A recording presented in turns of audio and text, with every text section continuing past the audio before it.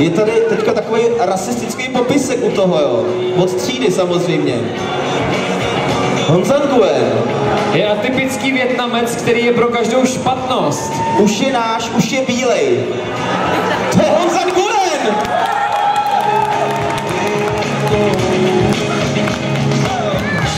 Johnny.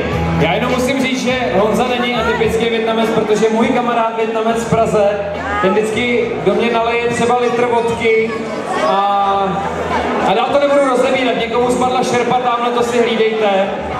Tak, ať potom se ještě nestane něco ošklivého. Ano, šerpu narovnat, abychom mohli pokračovat dál. Otáčíme stránku a jdeme do finále.